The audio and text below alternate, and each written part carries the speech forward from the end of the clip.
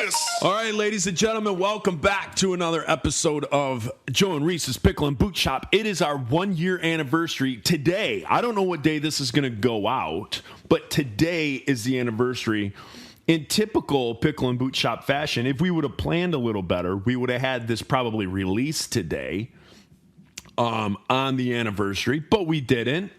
Also, we probably would have planned a big show with lots of special guests and animations fireworks and sandwiches. And finger sandwiches and actual size sandwiches. Yes, all of that. That giant Knuckle one sandwiches. you get from Walmart that like just tastes like lots of lettuce. It's got lots of lettuce. 6 it's like feet a lettuce long. sandwich. Yeah. All of that. Like, we would have done that. 6 foot long. You know that old song? Yeah, that old bit. That old bit. You sing that while you eat it? you know that old bit. Mm-hmm. So but we didn't do any of that. Instead, what we did was we planned to meet on Friday and record on Friday, April 1st at 9 a.m. Uh-huh. I woke up at 10:10 to a phone filled with texts and calls from you. I'm sorry. Seeing where I was. I was worried about you. Yeah. So then I woke up, set up my little portable studio, and took a dump, Metamucil dump. So it was awesome. It was awesome. Made a cup of coffee, which I got right here. And jumped on 20 minutes later. So 20 minutes ago, you guys, I was sleeping. And now you're ready to tell jokes. Now I'm coming at you with the comedy. So, right. This is what makes us the number 9 comedy podcast in Finland. This is the kind of in all of Kenya of preparation that we have. Preparation H. Dude, I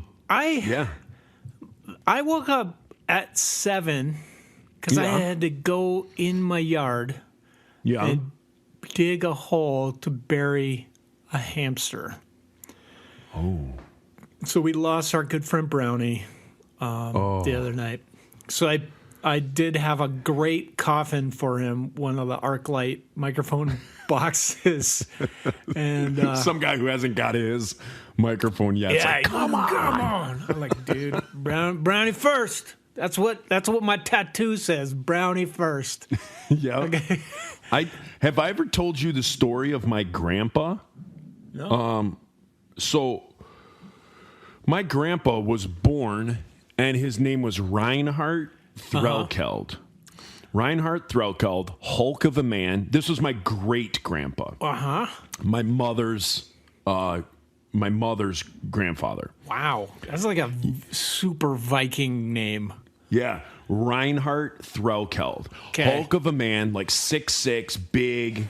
You know, even as an old man, I remember what I remember of him. He died when I was in 3rd grade, but looking at him and just thinking like, that's a big dude, like cut. And he was like 80s. Okay. So Reinhard Threlkeld, they called him Rhino. Oh my gosh. Because of his stature, because of his size. So he was Rhino. And he hated that he got called Rhino. He couldn't stand it that was his nickname, being Reinhardt. Hated being called Rhino. Man, that's a cool nickname. So when he was in the war, and I don't know if it was the First World War or the Second World War that he was probably in. all of them. Yeah, probably back to the Revolutionary. So when he joined the military, again, Rhino got worse. So he thought, you know what? I'll show everybody. I'll change my name. And they won't be able to call me Rhino anymore. So my great-grandfather, because he got made fun of, because his name was Reinhardt, he legally changed his name to Brownie.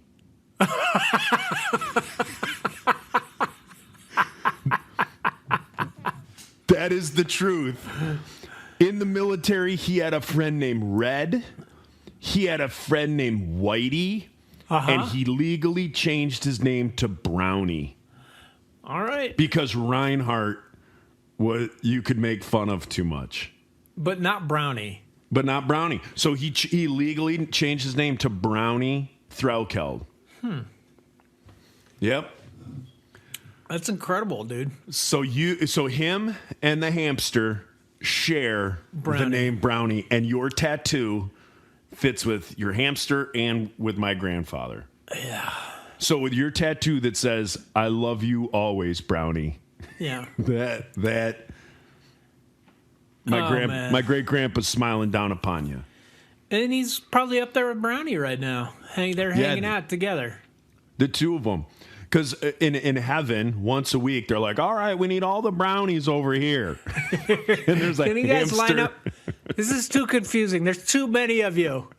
It's your grandpa and about 83,000 hamsters. It's just one dude. A couple dachshunds. Yeah, one dude sitting just amongst a ton of animals. Oh, that sounds awful. We need all the spots over here, and it's just all Dalmatians. we need all the brownies over here, and it's just 8,000 hamsters, a couple of dogs, and then a man. Some guy with vitiligo, just like, I didn't choose this, but... At least they can't call me Rhino. Oh, yeah, what a trip. What a trip he was.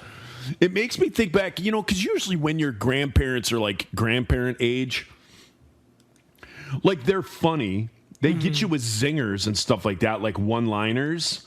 But you never saw like the personality. You never saw the energy that went along with like their sense of humor. So like you figure my sense of humor's got to come from somewhere. I know on my dad's side, my grandfather, my dad's whole side is pretty funny. But wouldn't that have been awesome if my grandfather was like laughing about it, was like, dude, Red, Whitey, I'm going to go change my name to Brownie. And they're like, I bet you won't. And he was like, the F I won't. And then he goes and just illegally changes it. That would be like king of comedy. Totally. It's amazing. Brownie. God bless Brownie Threlkeld. Dude, I don't know if you can see. I'm going to turn my phone here. It's snowing outside. Are you kidding? Do you see that? Barely. You got the thing that blurs the background on. Oh, do I? Mm-hmm. Oh. But I can see, it looks like movement. Well, no. That's crazy, dude. It's like swinging. It's like 70 degrees here. Let's see if I can get that off of the back. So let's see. Enable background blur. I'm going to take that off. So clear now, Joe. I can see clear. Oh, and now I got to reverse this. Oh, okay. So now, can you see? Oh, yeah, geez. It's like a blizzard outside. Yeah. It's freaking April 1st. It was 62 degrees yesterday. 62 degrees yesterday in Michigan. And now it's snowing. Oh, what a kick in the shaft. What a real shaft kicker. What a shaft kicker. Put on your shaft kickers and kick some shaft. Put on your shaft kickers and kick some shaft. I have no idea what you're referencing. That would be a House of Pain song. Oh, is it a real song? Yeah, but it wasn't shaft kickers. It was another word for poop. Oh, all right. Yeah. Put on your poop kickers and kick some poop. Put on your kick poopers and kick some poop. That sounds like your kick poopers and kick some poop. And then it just got louder, and then it would just whip a young sophomore boy into a frenzy on his way to soccer practice. Wow. I feel like maybe you and I should make a cover song album where it's like songs that are notorious for swearing or using vulgarities, but making it Christian. Yes. Like, put on your poop kickers and kick some poop. Yeah. Or like NWA songs. Yes. No, not NWA. 2 Live Crew. Darn the police. No, yay the police. Yay the police. We don't. The roof is on fire. We don't need any water. Let that gosh darn fricker burn. Yeah. Yeah. You know? We don't need no water. We'll lay our hands on it and offer our prayers and thoughts. Yeah, we should do that. We should do a Kickstarter project where we do a 7-inch. Okay. I think we should be the first, because I don't think there's ever been a podcast that's done this. I think we should do a Kickstarter project, do a commemorative 7-inch vinyl, and then do like the yes song that was done with me and you saying yeah. We could do just commemorative wise the opening, the Pickle and Boot Shop song. Then the yeah song, and then because usually on a 7-inch you get like 2 songs per side maybe. And then on the other side of the 7-inch, maybe do 2 originals. You could put the music together. We could throw some lyrics on there and just send it out. It wouldn't be something that would take years and years and years to do. It could be very quick. I think the most that, we wouldn't need huge production value or anything like that. And we simply do a Kickstarter just so we can get the 7 inches pressed. And send those suckers out. Sounds very easy. And cash in on that FIF money, that cash cow. I don't know. Has FIF ever done a Kickstarter? I don't know. Yeah, I don't either. I don't know. Does that work? Do Kickstarters work? Yeah, I think Kickstarter. I wonder if FIF should do one. I think you should. Or we could do a split 7-inch with 5-iron. Do you have any hidden tracks or B-sides that you haven't released yet? Can you imagine? This is the problem with 5-iron. Any decision we have to vote on, it would take years for us to come to that decision. You know what I think we do in this situation? The forgiveness is easier than the permission. Oh. And we do it, and then just pay. So when everybody gets a check, well, hey, what's this check for? Why'd you just give me, $800? Oh, because a couple of the songs went on a 7-inch compilation. Oh, okay. No one's the wiser. No one's the wiser. They just be like, hey, what's this 7-inch I keep hearing about? Yeah. And it's like, oh, we did a compilation thing with the Pickle and Boot Shop. Don't worry about it. Forget about it. Yeah. Yeah. Take a walk. Take a walk. Hey, take all your concerns, turn them sideways, shove it in your ass, and take a walk. Holy cow. Sorry, I think that's the first time I've swore on this show. No, it's not. You swore one other time. Okay. For those keeping score. I am thinking about it. I'm thinking about swearing on this show. I haven't. If you do. If you do. You know who I was surprised that swore on the show was Chris Williams. Yeah. He said the poop word. Yeah. Whoa. Chris is such a good interviewer, man. Yeah, man, that was a good episode you guys did. You know Speaking of good episodes you did, last week's bonus, where you were kind of talking to a very confused member of the OC Supertones about just trying to set the facts straight on their role in various things. But that was really cool. It was cool hearing about Jason and how, he doesn't remember being in the Supertones very much and how much pain they inflicted on us. Yeah. And continue to do so. His relationship with Rebecca St. James. Yeah. He was good. That was good bonus. If you guys are not patronizers of the Pickle and Boot Shop, that's a good reason. It's just to hear that bonus from last week. If anything, what was best was he had to come to me groveling this week. He groveled. Did he? he groveled this week and said, hey, I went to listen, because all he wants to do is listen to himself. That big shot, all he wants to do. I'm in the Supertones. I was in Unashamed. I work for the Seattle Seahawks, all this stuff. Uh-huh. I run a mega church. All he wants to do is hear himself blab on about Jason Carson. Right. And so he was like, hey, why hasn't this thing posted? And then when he found out that it did post, he was like, now I got to be a Patreon member. And he was like, I don't have time for this. My black card doesn't issue, like he can't do microtransactions with the Supertones black card. Uh-huh. So it doesn't allow him to do $5 a month. All his purchases have to be $1,500 or more with that black card. And so, he could have been a $1,500 patronizer, but he was not into it. Yeah, totally not. He's like, I'm going to buy more Bitcoin. So, so he was angry. He was dang near hangry that he couldn't listen to himself. And so then he didn't call me. His lawyers reached out to me, said that they were very upset. Right. Mojo reached out. They were very upset that he couldn't hear himself.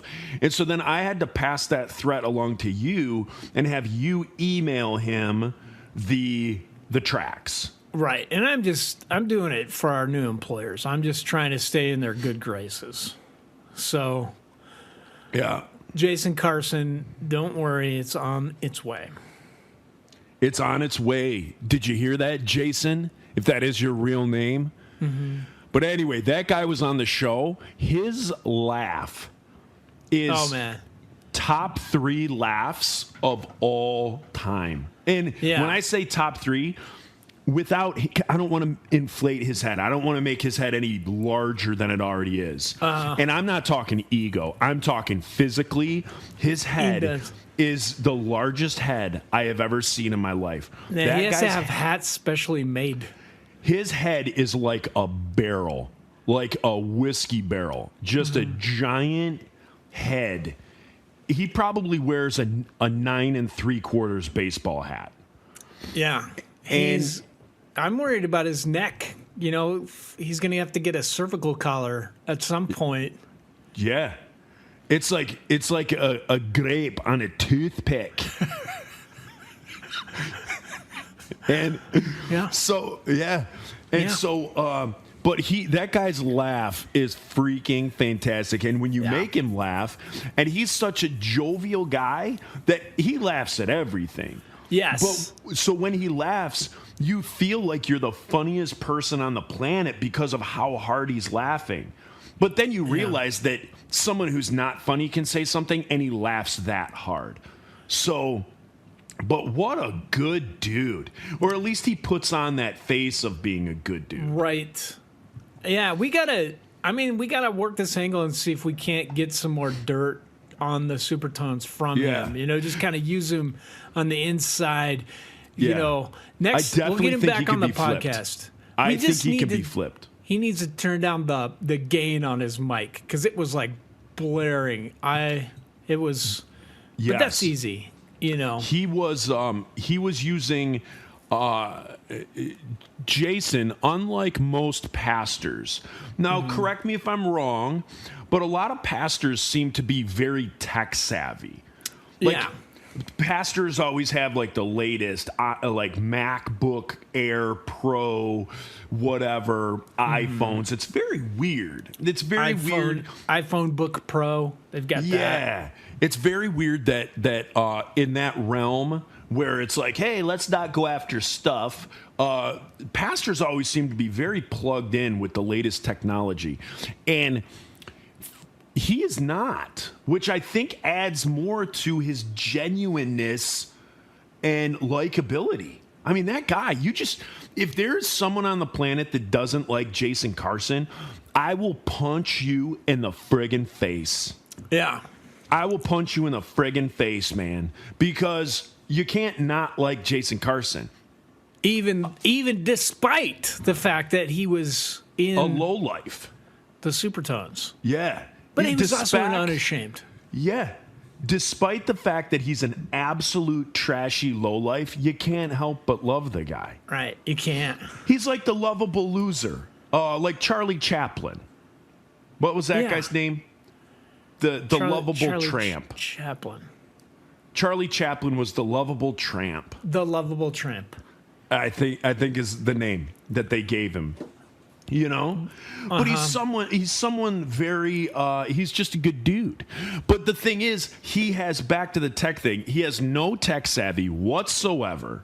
Yeah. It took 40 minutes to get a Skype call through and to figure out what was going on. And he had to use, now mind you, a lot of people, I'm sure if we reached out to our fans and said, hey, would you like to be on the show? I'm sure a lot of people don't have a microphone. And that's what he didn't have. So I'm sure if he would have just talked through his computer mic, it would have sounded better, but he didn't have headphones. Oh. So it was either me hearing myself coming through, or he had to wear these gaming headphones of his kids. And he has like 16 kids. So he either had to wear these headphones with that crappy mic, and that's what he had to do. So next time, we're going to talk to him again. We're going to talk to him soon because we didn't get to talk to him long enough and about as much stuff as I wanted to. He had big things to do. He had a baptismal. He had to baptize a bunch of people, and the water was getting cold in the tub. So he had to go do that. I think that's how you get the salvation in you. The colder it is. Yeah. The more Jesus will love you. Yeah. Now, has anybody ever gone and done something? You know how people get their diploma and they walk across the stage to get their high school diploma and they'll do a cartwheel or they'll do something stupid that they think has never been done before, and then like all their parents in the crowd have been like, we've seen this 100 times. You're nothing special, kid. Do you think anybody's ever done that when it comes to baptisms? Done a cannonball? I'm sure. I'm positive. Done a cannonball, showed up in a Speedo. I have actually done that. You did a baptismal in a Speedo? Yeah, well, I baptized people. In a Speedo? Mm-hmm. Oh.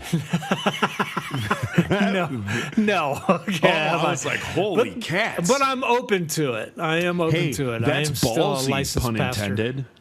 Yeah. Who's smuggling grapes? Dang. That is dang. I didn't realize there'd be peaches in this baptism. Now, do you think so, listeners? If you know of any crazy stories, and don't do the whole "well, I heard from," don't make it up. If it's something for realsies, let us know on the discussion page. I want to know if people have ever. I mean, think of like if a girl showed up in a two-piece, like a two-piece bathing suit. Guy shows up in a Speedo, someone cannonballs in. I mean, what else? What other things? I even want to know, as far as future pranks, to be able to tell people, what's something that you could think of doing? One thing is those, what are those black licorice candies, like gummy candies? Black Crows? Is it Black Crows? You get like at the movie theater? Oh, I don't know. Stick those all over your face when you go under and then come up and then just scream, leeches! I think that might be a good idea. Yeah, that would be good. That would turn people on to the Lord. Yeah. Mm-hmm. Or get in and say that you're not feeling well and have a cup of chili in a plastic bag in your pocket.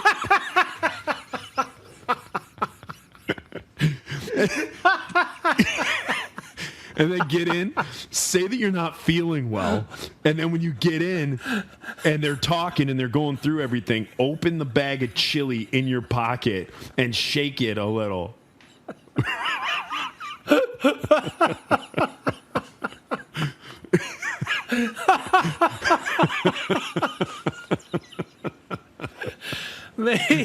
Make sure you're the first one that day. Me going, let's go first. I do. I'm not feeling Anybody well. Else? Anybody else want to give their life to the Lord? No. No one? Jeez. No we are one? striking out. I mean, you guys all showed up here today. I mean, you're just not going to do it. Yeah. And then the pastor's in there with because the pastors usually get in there with they usually have their baptism suit. Mm-hmm. And they'll get in there wearing a suit or something like that. Uh-huh. Usually the pastor doesn't go and put on a bathing suit and stuff like that. Not a Speedo. Yeah, they just get in there in their suit. They kind of take off their shoes and get in there. Yeah. And that would be great to have a chili stain on the suit. Just at the water level. It's a ring of brown. Yes. Oily, greasy. He keeps finding beans in his pocket. Oh, gross. Here you go. I've got a Kleenex in here for you, ma'am. I'm so sorry about your loss. Oh, fucking hell. It's full of beans. Are you kidding me? Oh, that would be hilarious. So, okay. So what other baptism pranks could we pull? And these are the types of things that kids should be doing on TikTok. Uh-huh. Not this shooting each other with Orbeez things and hurting people. I'm tired of car videos and motorcycle videos of the bad guys getting away with stuff. Let's turn it more towards fun. And I think baptism pranks is the new thing. That should be the new way to go. Right. Although we're alienating a lot of our listeners who are Catholic, who believe in the infant baptism, and it's a sacrament. You can't do a prank if it's a sacrament. I think it negates it, and then you can't go to heaven. Does it, though? Yeah, I think so. You have to do it a certain way. There was this priest that was saying the thing wrong, and so there was thousands of people this guy had baptized. He was baptizing you in the name of the Father, the Son, and the Holy Spirit, and he was saying Holy Ghost or something. Really? I can't remember. So the church said it didn't count. No wonder so many Catholic kids are little hellions. Yeah, because they're not saved, apparently. Yeah, Jesus didn't get into them. Right. Now, but here's the thing. It's the heart, right? So the Catholic Church may have said doesn't count, but to those families it counted because it was the heart of it, right? Well, that's a very Protestant belief. Or if you can read the Bible, that is a belief you would come to. Sorry, Catholics. Yeah. But are we, though? There's that old joke that's Protestants are just like Catholics, except they can read. You know that one? Denominational zingers. I want to hear more of these on the discussion page, too. When I sit down to take a dump and I go on the discussion page, I want to hear more zingers. More denominational zingers. Yeah. Well, here, back to it. I mean, the Lord created humor. So if you have a little prank, I mean, what's the big deal? What's the big deal?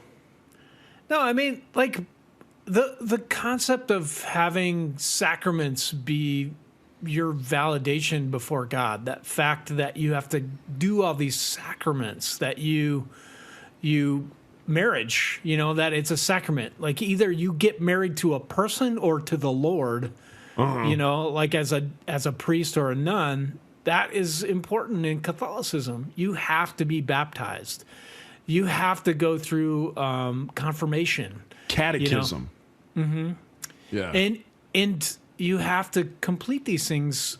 They're salvific, like to become saved. What? To be salvific.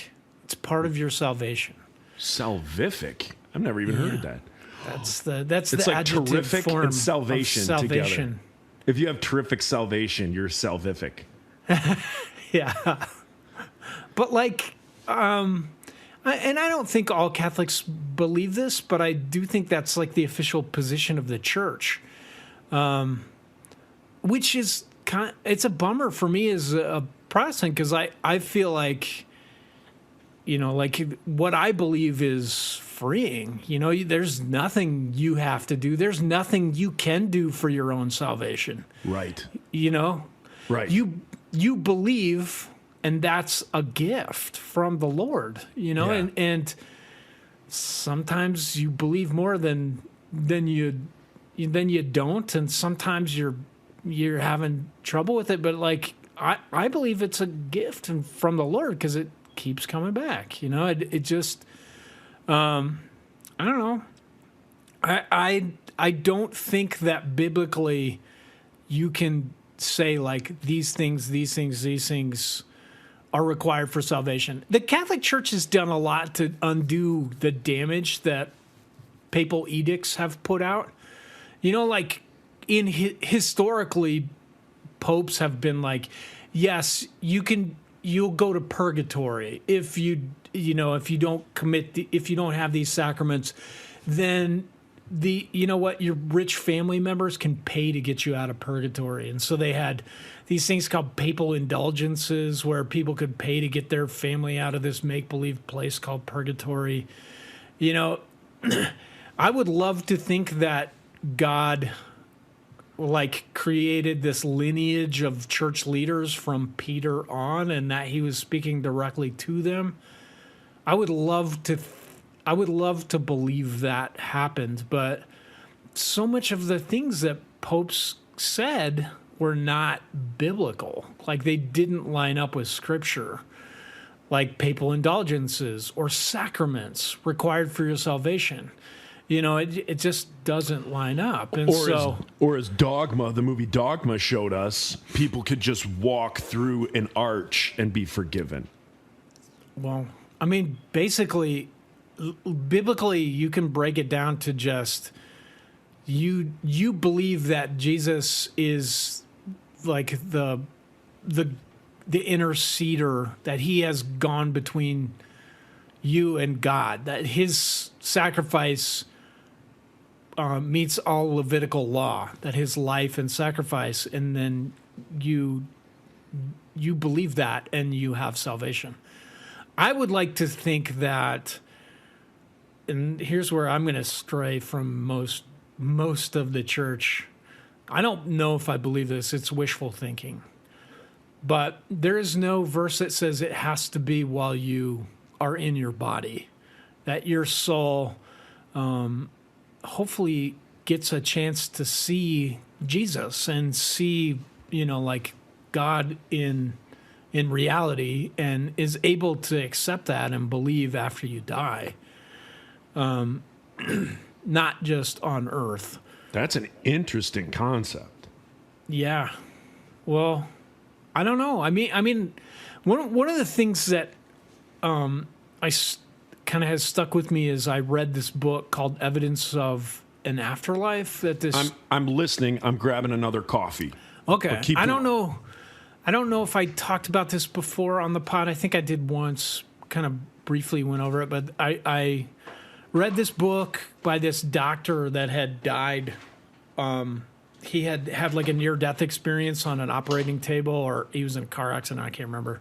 This guy was a physician, and he had one of these experiences where he was clinically dead, and then they put the paddles on him and brought him back to life, and he had that kind of cliche experience where there was a tunnel and a light at the end, and he went, and he saw like what he thought was an angel or like a benevolent being led him, like showed him himself on the operating table, took him to a place where he felt like he had complete comfort, like he felt peace like he had never felt in his life.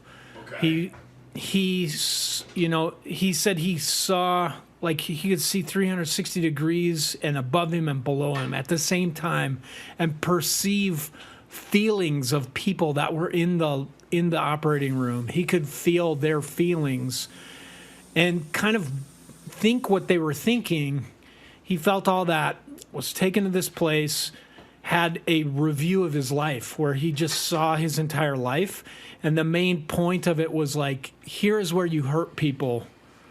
Do you see this? And he was kind of given a point to feel remorse of that, and then given the chance to like go with that benevolent being or not, like to feel that remorse and go or not.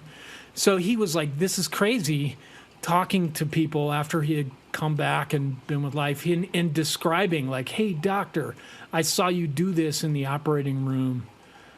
Do you remember, turning, washing your hands, changing gloves before you put on the paddles, you did this. And so it was right at the beginning of the internet in the 90s. And he was like, I want to do more research on this. Started a group and a website. I'll have to look it up and see if I can put it in the show notes. But like, he wanted to do like a scientific study, because there's enough anecdotal stories of people saying, yeah, don't go into the light, Carol Ann, or like, we had this happen to people, where there's like enough science and like papers written where scientists are like, no, it's just the way your brain shuts down. When you die, it's just your neurons shutting off, and it makes it look like you're in a tunnel, or there's a light at the end, or you see your grandparents or whatever. But this dude has thousands, like tens of thousands of people have answered these questions and said, yes, this happened to me. I had a near-death experience. I saw this same thing. There's so much evidence for it that when people die, they see this thing. And now they're doing new tests where like, it's in the UK, and like when people are getting surgery done and they agree to it, they'll put a thing in front of their eyes, like a board, whatever this piece of material is, and it's got symbols on it that they could see if they woke up, and then symbols on the other side that they can't see, so that they can interview anybody that has one of these experiences where they clinically die and are brought back, and they can be like, yeah, on the other side there's a triangle, a star, a unicorn, and five. Oh, like the beginning of Ghostbusters. Yeah, but so that like they have empirical evidence to be like, there's no way that person could see this unless they were outside of their body. But there's insane stories where like people would be like, they'd come back, they'd be like, yeah, I went outside of the hospital, and I went out and I saw, I got led out there by my grandma, and the doctors be like, okay, that's funny. And they're like, no, after I died, you went down the hall and you checked on somebody in room 232. And then one of the things I saw was there's a shoe outside on the ledge on the third floor. It's right above this room, or right above the operating room. And they'd go in, and they'd be like, holy fuck, there is a shoe outside. So like, it's a great book. It really has kind of reinforced to me this idea that all these people had similar situations where they died, they gained all this kind of, like, they left their body, they could feel everything, they felt perfect peace. Someone they knew, or some like benevolent being, like an angel, or Jesus, or Mary, or the grandparents, like they saw these people, they took them somewhere where they felt this peace and there was a lot of light, and they were given a life review. This is your life. And mostly the point of it was to see where they had hurt people. Not to be like, here's where you sinned, here's where you fucked up.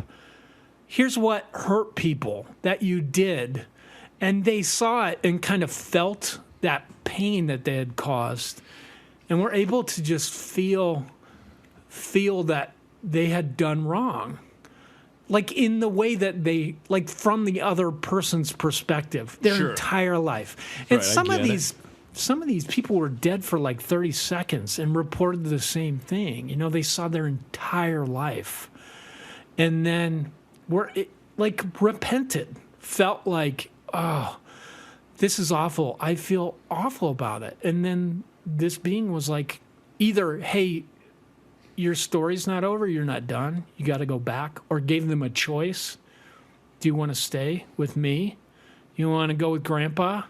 Or do you want to go back and take care of your kids? Pretty incredible. So for me, that has kind of influenced my theology in that I hope that is true, and I hope that people that just did not know Christ in this world or did not know God are able to. Or if I'm wrong, you know, like that's the right way. Everybody gets in. I don't know. I mean, like, it kind of messes my, just my perception of hell and what it would be. There's a lot of theology now, a lot of deconstructionist theology where they take that away and they don't believe in hell at all. And I think that may be wishful thinking. I think that if you believe that God is real and he's all powerful, or at least powerful enough to create the universe, or at least the world, like he's powerful enough to kind of influence what books we picked and what words went into Scripture. And, you know, the Christian Scripture of the Bible seems to be, of all, I think, religions, it seems to me to be the thing that lines up the most, that it is most verifiable. That like all the prophecies that were made about Christ 200 years to 1,000 years before he was born, you know, there's well, I think like over 400 prophecies that came true in the character of Christ. And there's enough like early manuscripts of the Bible that like way more than Shakespeare, like where it's undeniable, where they're like, I think this is true. But for me, it's just this belief that like if God is real and he made all this, he is that powerful and loves us, why wouldn't these words be given to us? Like, why wouldn't he try and talk to his beloved? And I don't think it's easy to find the answers in Scripture. Sometimes it's difficult, and sometimes it's very difficult to find out what God wants from you or what the answers are. But like going back to what I was saying about hell, like there's a lot of stuff talking about how there's like a lake of fire reserved for these enemies of God. And I do think that it is possible that there are people that are so wicked and so full of hate that they would go through that life review and just be like, fuck this, I hate you. Like, I think that exists. Yeah. Somebody's soul is that corrupt that they would just have to be separated from God. Yeah. And I think like the idea of a lake of fire is probably metaphorical. C.S. Lewis believed that hell was just this existence where you would be cut off from God. Right. That's what I believe too. So like I don't think that like when you die you go and you sit on a rock next to a lake of fire and there's like little devils around you with pitchforks and stuff like that. Like I believe that wherever you go for eternity, so if I'm going to heaven for eternity and I'm with my Lord and I'm with that, I think the opposite, that you go somewhere and you're just void of that love, void of that hope, void of that warmth. And what would scare the bejeebus out of me is experiencing that here on earth and knowing the feelings that I felt of hopelessness and being lost and being unloved and all of that, going through divorce and all of that, and have that amplified and multiplied because I wouldn't be able to tell myself, like, this is for a season. Like, eventually the hurt's going to go away. Eventually, hopefully I find somebody else or move on to the next venture in my life, and, whatever the case may be. And there's hope. That's hope in this world. And there's hope in all of that. But to be somewhere where that hope is gone and that desolation, and I mean, to just continue going, on this line of thinking, like people who suffer from depression, so that depression, that hopelessness, that whatever, and then and knowing that's never going away. That feeling of just separation of God and no joy. And that's kind of how I think hell is. I don't think my brain doesn't go to what would be around you. Like, my brain doesn't go to the setting, put it that way. So like if it was a play, I don't know what the setting is going to be. I don't know if you're just going to be sitting on a rock, if you're going to be sitting in a lake of fire. I don't know what the setting is. I don't know if you're going to be able to look up and see those in heaven. And you know what I mean? Like where that's that in the Bible where you can look down and, or look up and see what's up. I don't know about any of that. But all I do know is the personal feeling, I believe, of what hell is. And that is just that complete hopelessness and separation that, again, I feel like at times in my life I've experienced a little bit of that. And to think if it could be worse than that, there is no way I ever want to feel that way again in my life. There's no way I want to experience that tenfold of what I have experienced. Screw that. Yeah. And I'm not a Christian because of that. Like, I'm not scared into following Christ. Like, that's not it at all. I'm glad I believe. I know what I believe. I believe what I believe because it's the truth. But to me, knowing that truth and then also believing this is what I think hell is. I think there's that dude, that pastor from Michigan, who came out with a book like a decade ago that kind of said, like, I don't think there is such a place as hell. And people went bananas. Yeah. And people just went nuts about it and thought, this guy's lost his mind. And it's like, no, he hasn't lost his mind. He just doesn't, just like I kind of said, the setting doesn't count. It's the concept. The concept. And if that's, you continue living on earth, you live on earth, and I don't know how it's going to go. I really don't. I don't know how heaven's going to go. But all I know is that I believe that whatever I'm going to feel inside will just be of the most amazing light and hope and all of that stuff, just love and warmth for the rest of my life, for the rest of eternity. And then the opposite would be the complete opposite, just done. Yeah. I think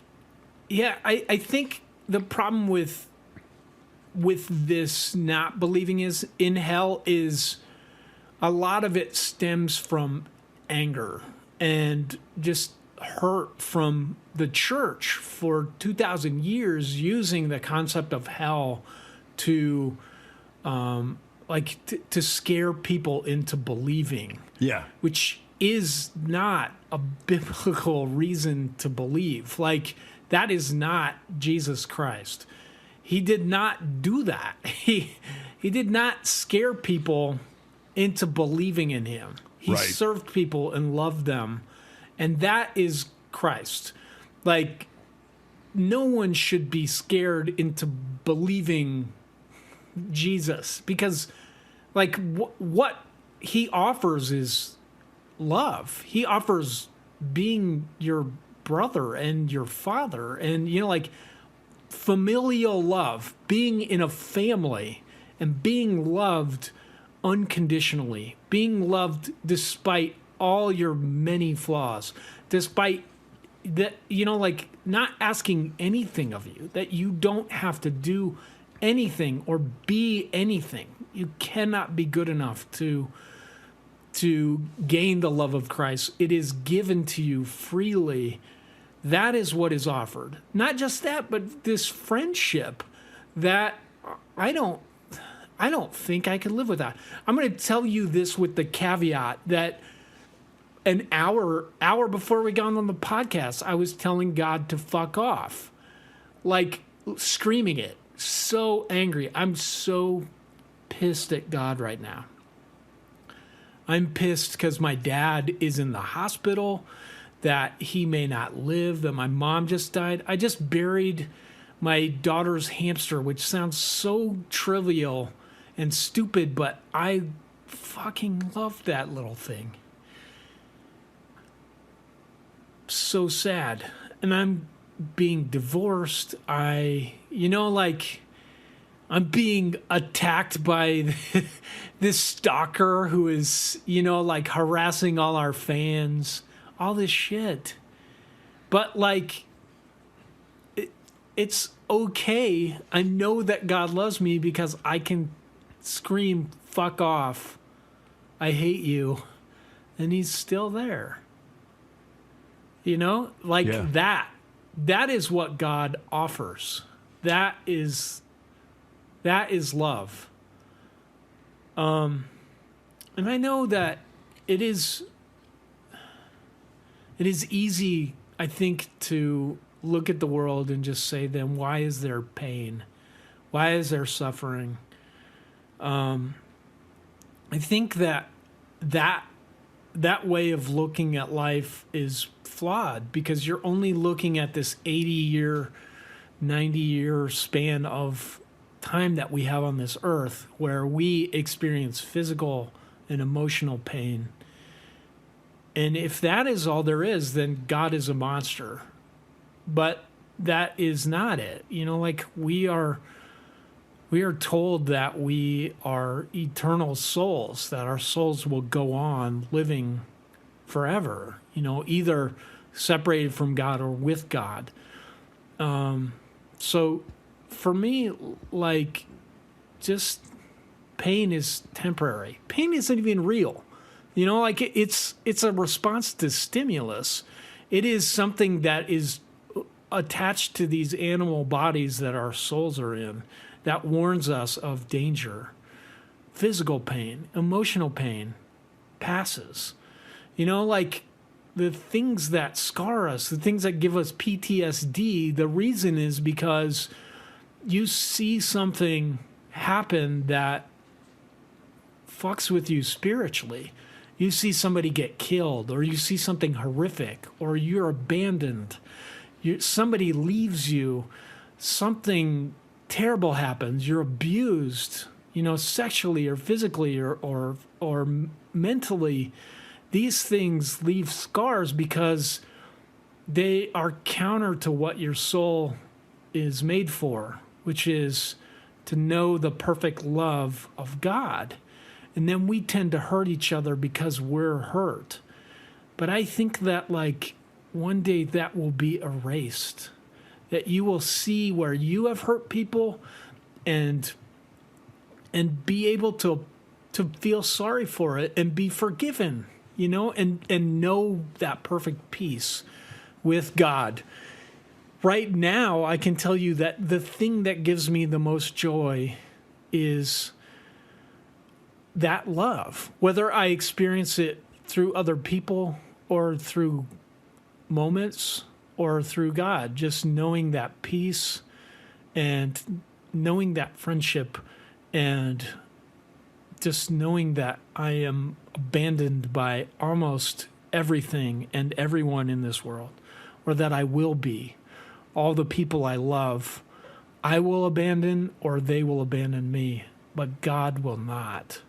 That Jesus, it says that he sticks closer than a brother, and he will not.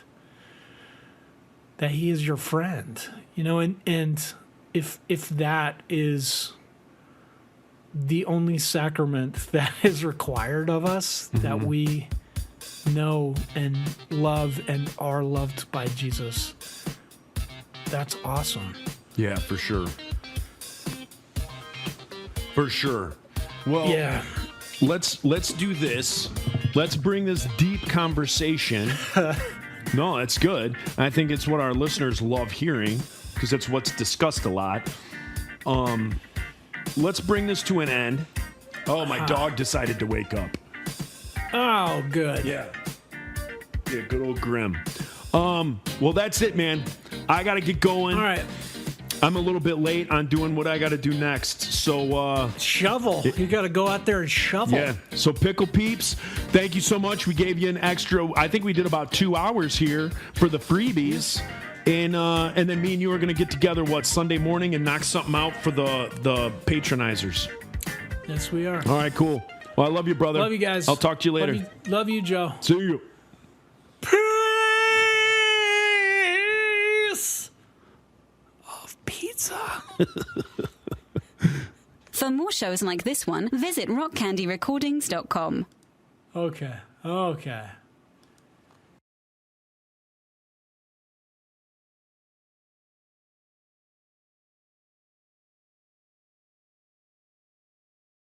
Joseph?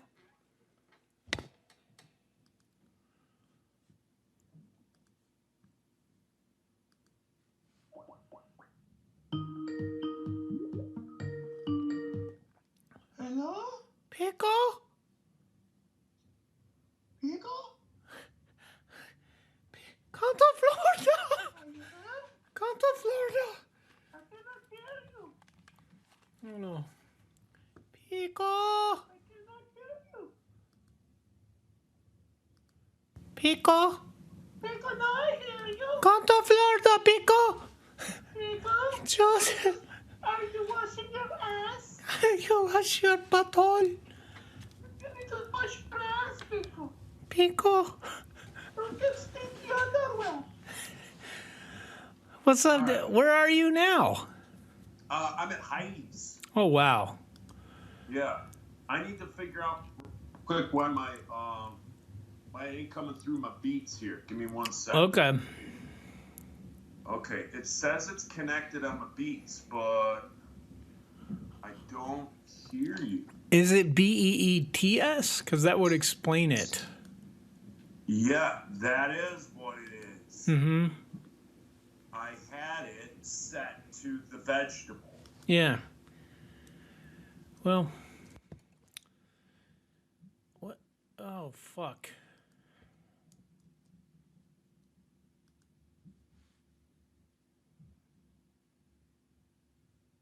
I just hung up on Joe.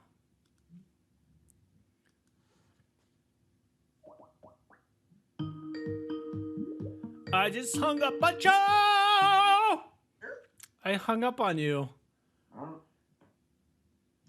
I didn't mean to. Yeah. Oh, shit.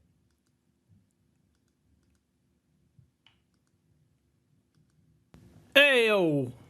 Can you hear me? Yeah. I hung up on you by accident. We're doing great. We're batting 1,000 this morning. Yeah, we should be recording all this. I just started recording it. Yeah, man, this is gonna be historic. This is going to be gold, Jeremy. Gold. Joel, Gary. I don't know why my beats are not connecting to the phone. I got to figure this out here. Or else you're going to be coming through the computer and you're going to be able to hear yourself. I hear you very loud. Oh, there. Hey! Hold on. whatever I just did worked. Say that again. Eureka! Whatever I just did worked. Joe, this is amazing. You're like in panoramic view. Is it? You like it? Yeah, Oh, yeah. in Heidi's kitchen. But however you set your camera, it's like better. I see it's just like, whoa, Joe. Oh, I haven't done anything different other than where I'm sitting. Because of the setup here, I'm able to. Oh, let me pull this in. Yeah. So where I'm sitting here, I'm able to back up a bit, or I was backed up a bit. Whereas normally, in my normal sitting, I'm like this. Maybe So that's. I think that's the reasoning. Well, this is good. I think that's the reason for the season. You know what I mean? Yeah. Yeah. So I've been. Do we want to clap? Oh yeah, we got to do that. Do you want the clap? We got to do that bullshit. Yeah, I want the clap. 3, 2, 1.